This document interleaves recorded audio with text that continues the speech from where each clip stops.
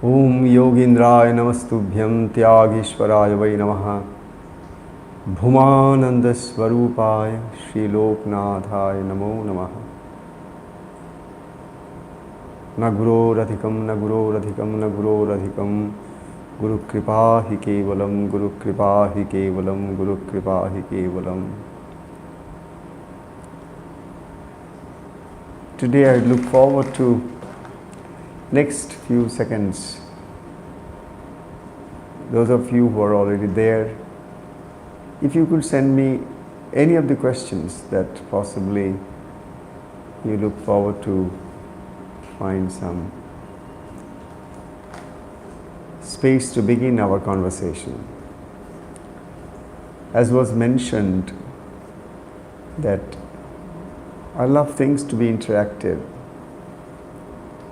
and I always look forward to maybe if for hours and hours and hours on I've been going blah blah blah blah, then if you have been receiving anything out of it, then obviously you must be practicing it. Obviously you must be going through different kind of experiences. Obviously you must be going through lots of questions also in the mind. But I don't see them anywhere. So I would still look forward to any of some question coming from your side. What you want to hear, what you want me to talk about. Of course, one thing that comes to my mind, which again is something very closely related to what we are going through in India, not necessarily in other parts of the world. In India, the situations of this virus is really pretty bad. And at this moment in Calcutta, where I live, we have lockdown for the next, say, about 10 days more. People are all homebound. And most importantly, what is happening this time is that, unlike 2020, this 21 is definitely deadlier in terms of the grip of the virus and the fear that it would generate in the minds of the collective consciousness. People are deeply, deeply pained, suffer, and they are so much in fear that the normal life and even the normal way of thinking, because as the news come pouring of most of the common friends, close ones from the relatives, leaving this world, people simply, completely get so panicky and full of anxieties and tensions. They do not at times know how to handle these situations. And I would possibly think that we all need to deeply ponder about the ground from where this fear generates, where from comes so much of fear, both at the individual level as well as in a larger perspective of our community or in the collective consciousness. Essentially, if you look at it, fear basically has its birthplace in our unconsciousness. Fear comes out of a lot of attachments. When we are identified with someone, when we are identified with certain situations and circumstances in our life, and if those things on which our life depends for our easiness, comfort, convenience, if they are at stake, we are afraid. When things go good, we are fine, but in case if things don't go good, that means Those of the places, those of the persons, those of the situations where we have invested our emotions and we are deeply attached.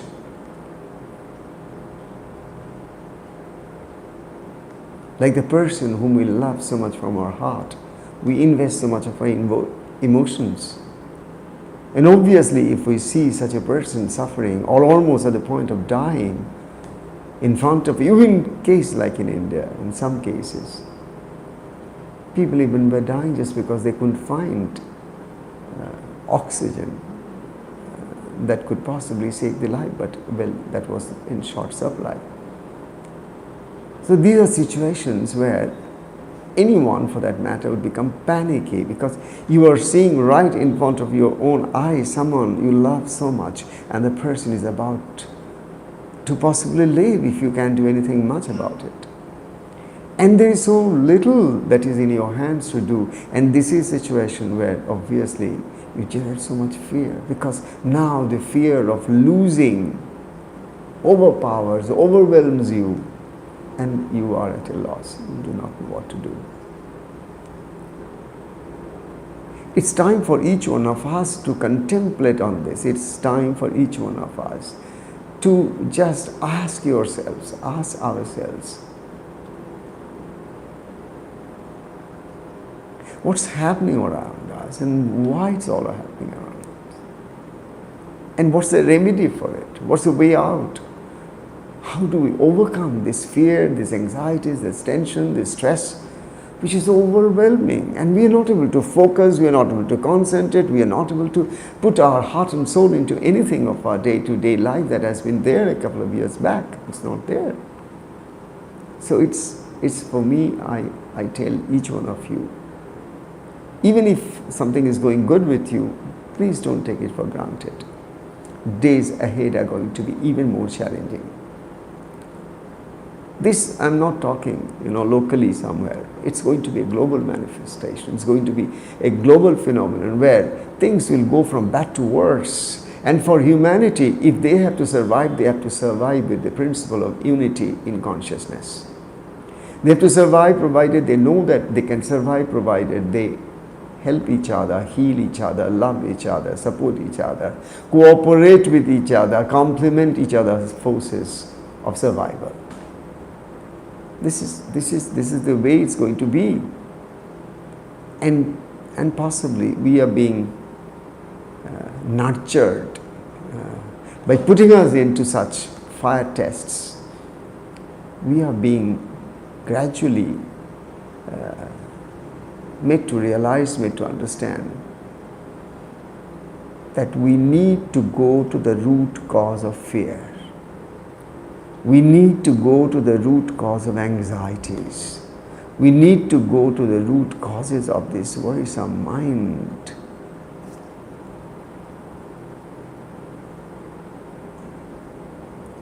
As I already shared with you, that fear is due to our deep attachments.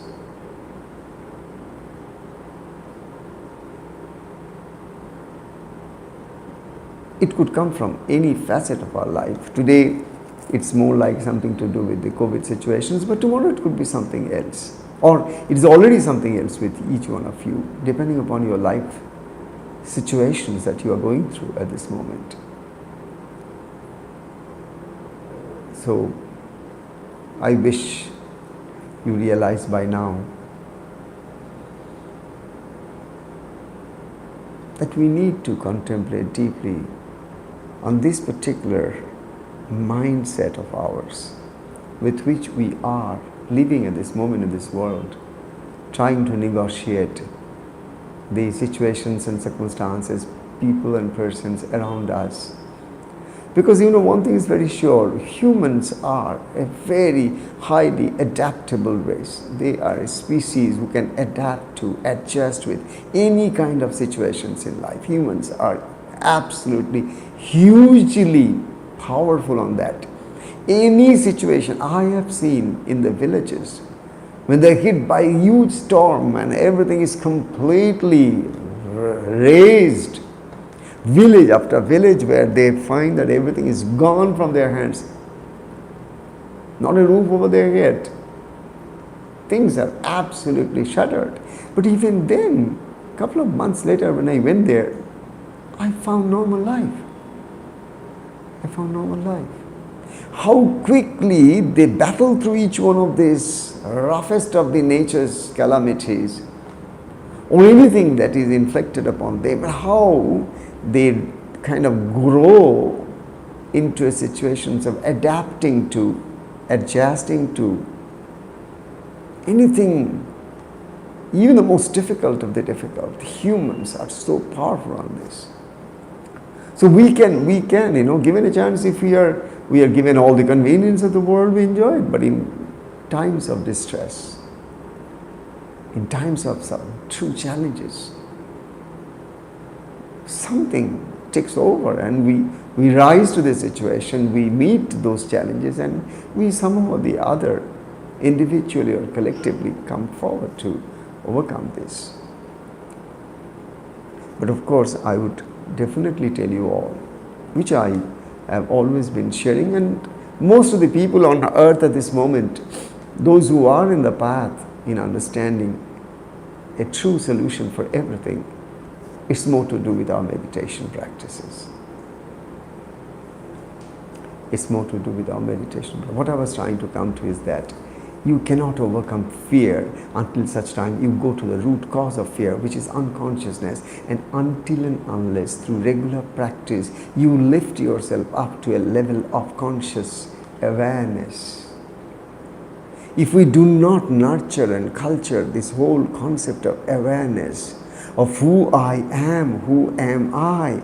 Am I this body that is going to lose somebody which is close to this body, which is related to this body, which is a colleague, friend, relative, own kin, body to body or mind to mind?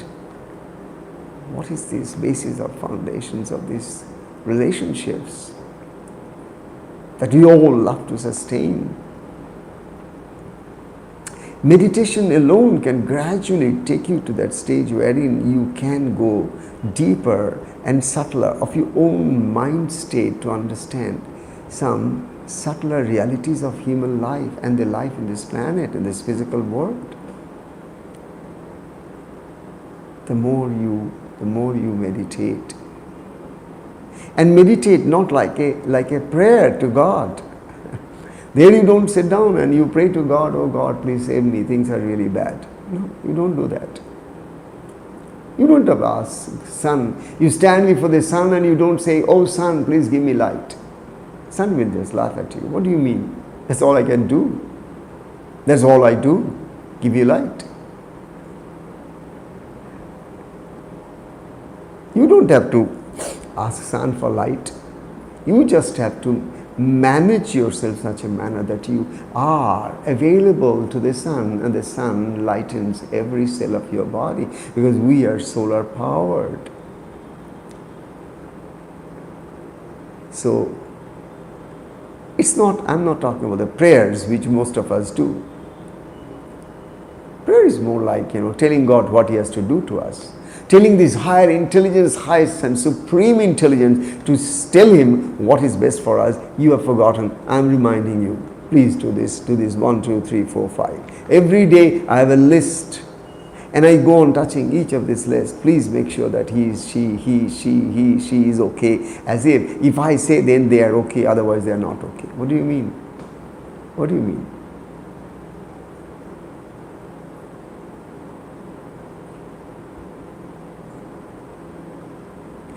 It is very important, it's very important that we try to deeply realize our relationship to the whole of the universe, to the cosmos and the higher intelligence which is in operation, whether we know, whether we acknowledge, whether we even have any guess of it. It is how we try to understand what is this mind, what is the functionality of this, how it functions, what is this body, how it functions, what is this breath, how it functions.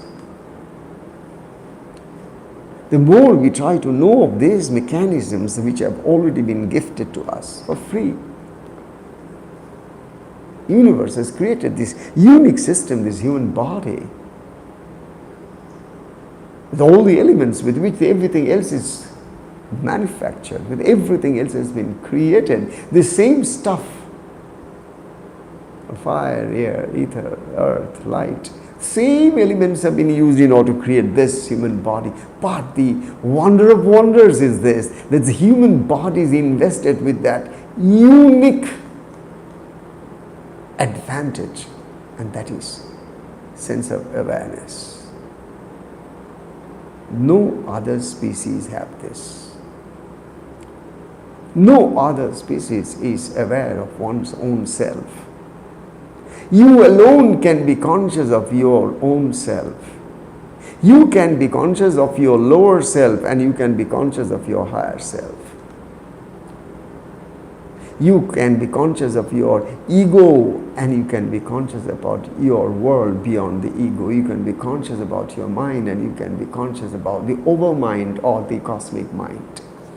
Humans alone have done it, ages after ages, centuries after centuries, millennia after millennia. Only humans could do this. What? Only you and I can gradually uplift ourselves to a level where we understand awareness. Awareness is the beginning and the end of the story of humanity and the human journey to the excellence. All our fears, all our miseries, all our dukkha, all our pain, agony, suffering, individually and collectively, it all is stemmed into, if you can see the root of it, it is all in this place, unawareness, unconsciousness. We are not mindful. We are not mindful of what we already have with us. What we are mindful about is certain norms, certain practices, certain concepts, certain notions which we have stuffed our brain with. And accordingly, our brain is completely a structured state where we have only that which has only been put into it. And situations and circumstances come to us, and our brain accordingly reacts. But imagine those who have taken their mind little higher than the average mediocre people of this world. What is that they have which a normal human, average humans don't have? What is that? They can see more clearly about anything that happens around. If somebody is dying, they can see something beyond what the others can see. If they are about to lose someone so dear to them, they still can see beyond the normal human emotions. They can see something beyond. Maybe they can see that this soul is leaving this body to just go into such a higher plane of consciousness where this soul will be so much better, leaving this fragile, dying body. Only meditation can give us that particular vision, that eye of awareness, through which we can understand, something that is not just peripheral, that is not just circumferential, that's not just on the surface, that which is deep inside, rooted to the very existential beingness of our life, I amness of our life. I can go deep into the consciousness of I am. And when I'm rooted to that consciousness of I am, and that very consciousness gives me a vision which is absolutely so clear. I can see things through and through. I can see through. And then I'm not so much perturbed, I'm not so much disturbed. Anxiety cannot catch me unaware. I don't throw myself into worries. What will happen? What will happen? What happened? So many things happen in your life. You have anyway lived through it all. And you will live through all the things that are happening today. Take it from me. Take it from me. Everything that is happening to you today, however panicky, difficult, they will all be taken care by you. Because in the past, if you just close your eyes and in a flashback, if you see your whole life, you have gone through ups and downs. You have gone through peaks and valleys in your life. You have seen the worst. You lived. There were situations and circumstances at physical level, emotional level, where you were almost in a stage of almost being face to face with death. Face to face with such a situation where you almost felt, oh, it's not worth living anymore, but still you survived. There are people who even tried to commit suicide, but they could not die. They came back from the hospital or from whatever situation, and they are living and they are fine. Humans go through all this for a purpose. We all go through our ups and downs and difficulties and ease of life because that has a very basic purpose to uplift our awareness about this whole cosmic consciousness. Today or tomorrow, we need to realize that by being afraid, fearful, we achieve nothing. That by being only worrisome, worrying and being tensioned what will happen to the world, as if the world is going to come to an end. If it comes to an end, what difference it will make? Some wise person ever told me the other day, if the world comes to an end, so good. Even the person who is worried if the world comes to an end, even that person will not be there. The problem is solved.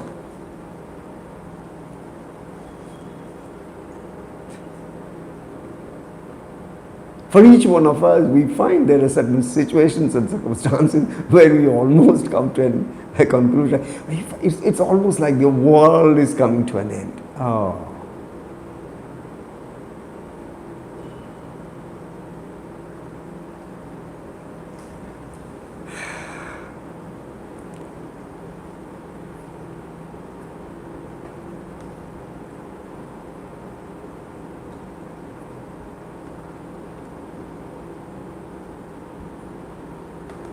Yes, I was talking about Agartala Ma's future forecast about not only Agartala Ma, I think even my Gurudev, Thakur Sri Bhajan Brahmachari Maharaj, he also to his close devotees and disciples, he talked about this toughest of the time and the most difficult period of time which is going to come to you as if it had not come in the past. In our pre-independence era in India, just imagine what happened during the British period. What happened? There was famine created by humans. Millions died. During the country being partitioned into two slices, millions died. In those times, anything would come, and then so many thousands and wars, thousands and millions will die. When was the world a very beautiful, peaceful place? Like when you go to a, kind of spending some money, you go to a particular place of sightseeing, in a beautiful place, and you go and you say, oh, it's a lovely, lovely. But that is not the world. World is what we have created. We have created a cruel world because deep inside, unconsciousness leads towards cruelty to humanity and to the world. Unconsciousness is darkness, and darkness is dark forces. Dark forces is diabolic forces, hostile forces, demonic forces. Obviously, you can just accept this fact that when the darkness overpowers, when the dark forces overpowers, it's like a monster. It has insatiable hunger for power. And don't you see that with all the politicians of the world, how insatiable is their hunger for power and money and greed, and what they can do to the world just for the sake of their insatiable appetite for control and money and politics. Just imagine what's happening to the whole of this world with all the corporations around the world in the name of capitalism, consumerism. What is happening? You can just see. It's not about what Agartala Ma and my Gurudev or hundreds of other sages, saints and holy ones could foresee what's going to. I'm just saying, even my hindsight, if I see in the past, I see the same story. I don't see anything new now. This COVID-19 and millions dying is something, it's nothing new. What is so new about it? It is not happening for the first time on the face of earth. Even worse things have happened, and we have all passed through it all. There are millions of souls which lived through, at that time also they were in their bodies, living another life. And then maybe they are reborn here again to go through another COVID period. Nothing is new. It's the same old story being repeated. But one thing is there, this story has a purpose. That's exactly what I'm trying to share with you. This whole story of repeating and repeating a drama on the face of earth, where one nation wages war against another country, wages a weapon war against another country. All of this has the same root in human greed, in human power, in human unconsciousness. In a family, just imagine, in a family, if there is one person who is very power hungry, who is only money, you'll find that one person will try to make the life of everybody else in that family a complete, utter hell. One person.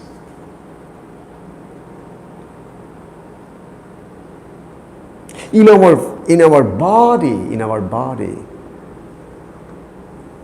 if the cells start to go completely crazy, it can stop complementing with other cells of our body and start to eat away everything in their own and become a cancerous cell.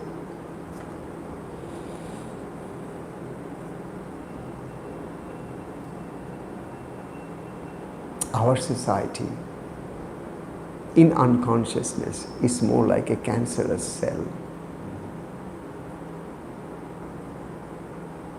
It's time for each one of us to contemplate upon the health and wellness of individual and everybody else. We all have to help each other to have a healthy mind and a healthy body. We all have to come out of our collective unconsciousness of killing each other, but rise to healing each other. The life that we have been so much used to living is how we can just grow in such a manner that we can kill each other, because greed kills each other.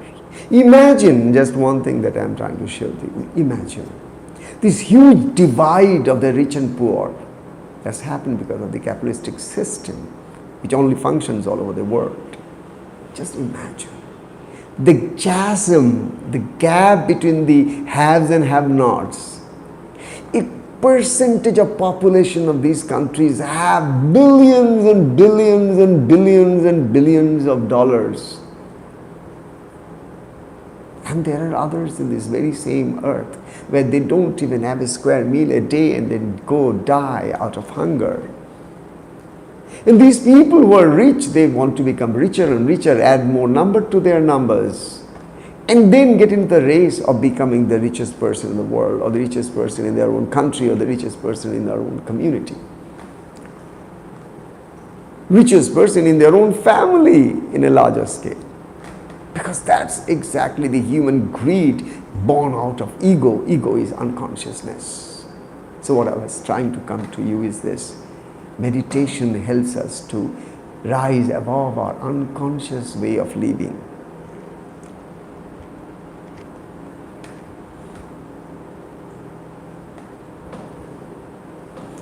Baba, for the upcoming calamities and pandemic, how we as humanity and individual souls need to prepare for it.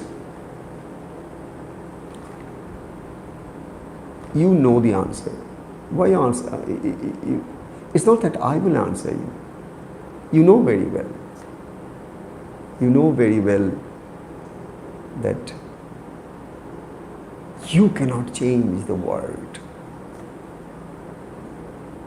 You cannot change the world. But what you can do is that you can change your inner world, and your world is your mind. Your world is your body.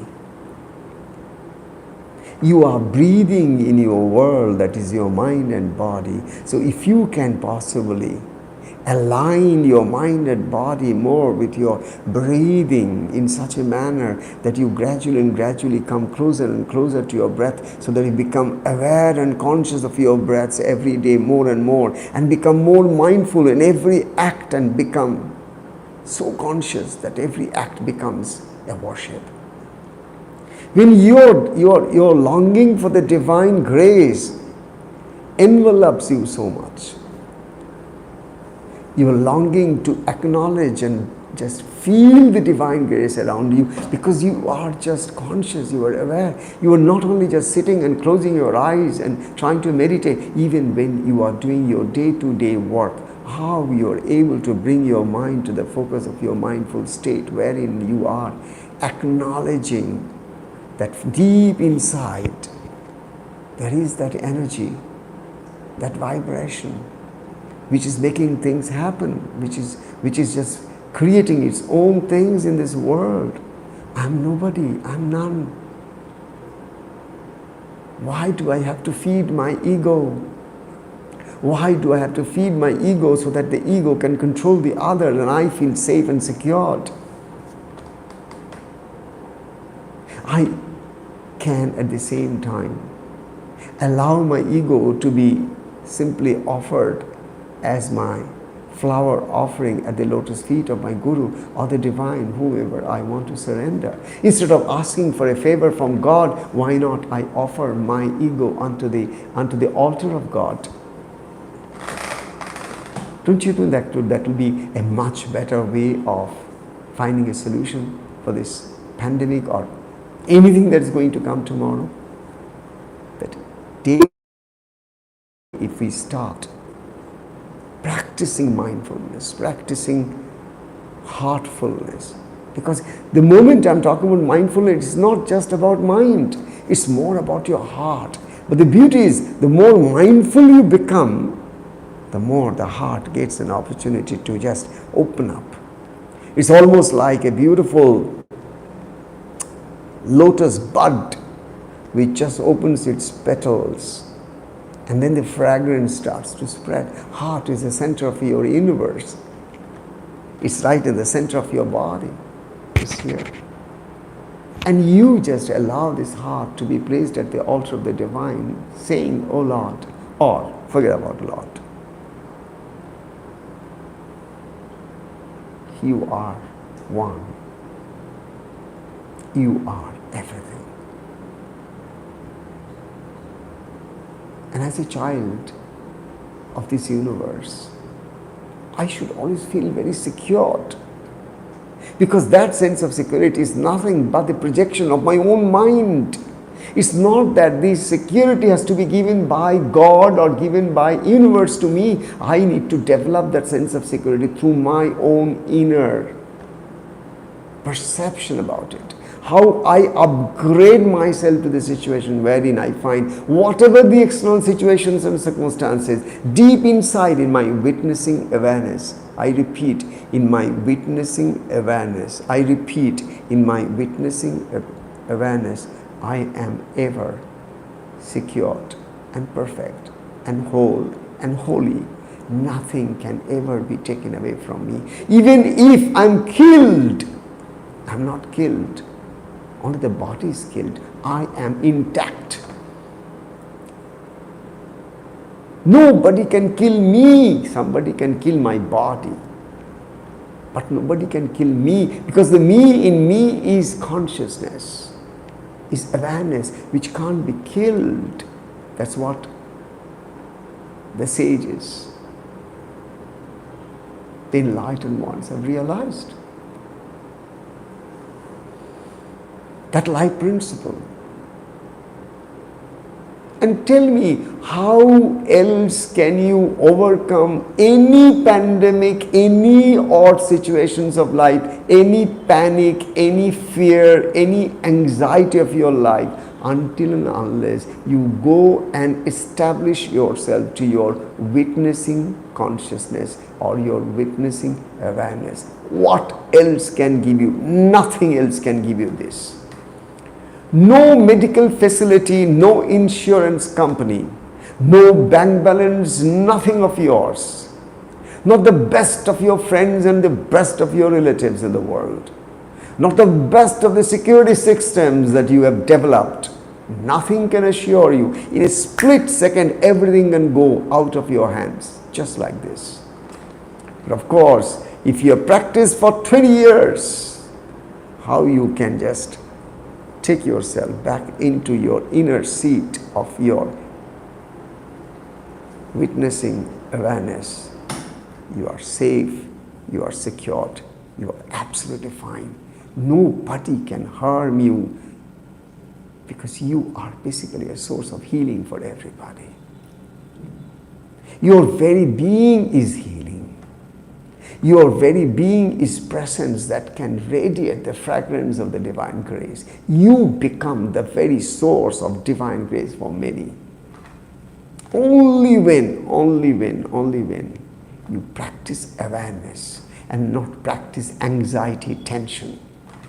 You practice panic and fear.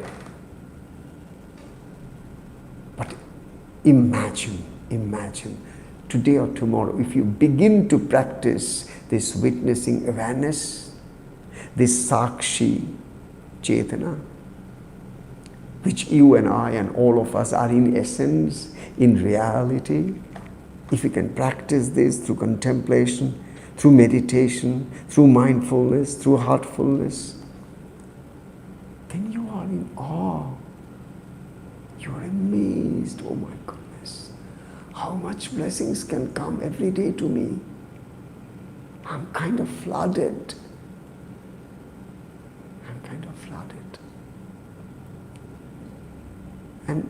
And you are basically in a state of awareness of the divine bliss of your own spirit, not of God in the heavens, of your own spirit.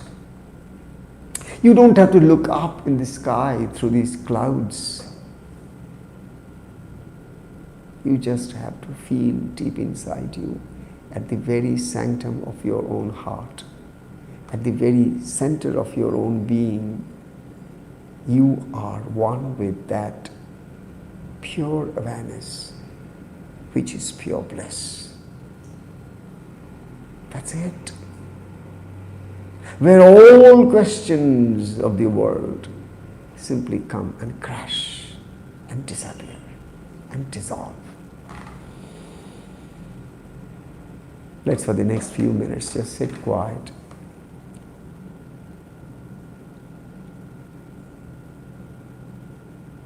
And feel our body from head to the toes.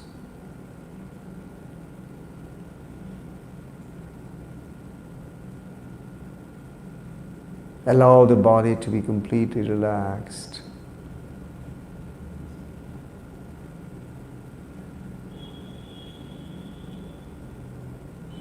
The moment you say relax, let go of all tensions. And if you can repeat it a few times as you scan from the crown of your head, forehead, your facial muscles, as you drop your shoulders, as you feel your palms, your fingers of your hands, as you come closer to the bits of your heart,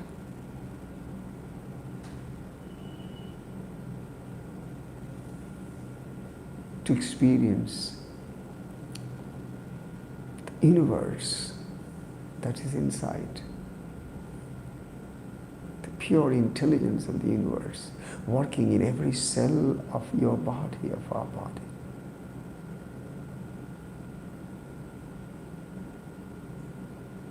And experience that rise and fall of your chest and abdomen as you breathe in and as you breathe out.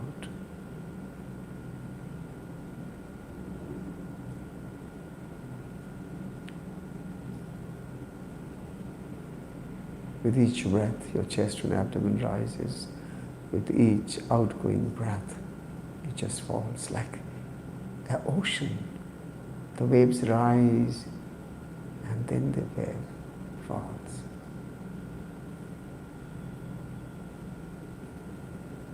All the time it's happening to each one of us, but we are not aware. We are unaware.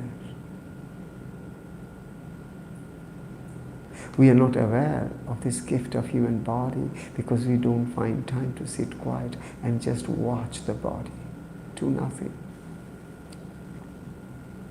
Meditation did not always have to be with closed eyes. You can keep your eyes wide open. You can keep your eyes wide open and allow the mind to just become absolutely open, absorbing everything but clinging to nothing. You are in awe like a child.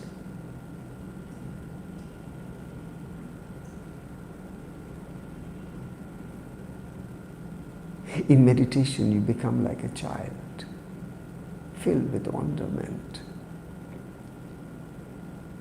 Here you have nothing to lose, hence you have no sense of fear. Meditation alone can take you to the domain where fear cannot enter. Anxiety has no permission to enter. Nothing can rob you of your innermost quiet and peace and silence once you know how to access it.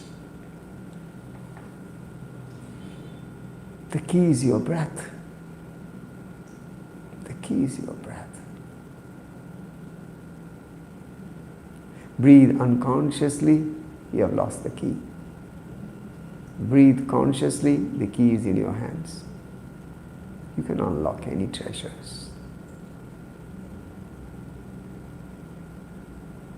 Whatever the panic situation, the moment you start to breathe consciously and deeply and mindfully, everything changes. No, the outside things don't change. Only the seer inside changes. The experiencer inside changes. The interpreter inside changes. The inner chattering changes. And you feel a completely different kind of an experience instantaneously. It's not that in future it happens, no. Meditation gives you instantaneous happiness. Because you are here, you are not asking God for anything. Here you are not in business with God. I give you this, you give me this. No.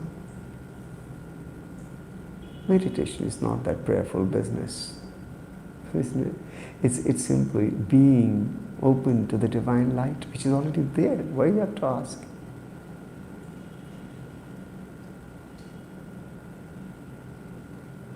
You only offer all your unconsciousness to the light of the fire of awareness. That's all. That's all is meditation. In meditation, you allow every cell of your body to become just a celebration.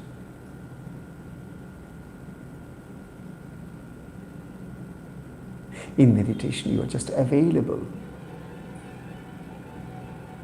Normally, you are all closed. Closed because you are only living within the periphery of a jail, of a prison, of your own concepts and notions of your mind. Each and every human soul in unconsciousness is a prisoner of their mind.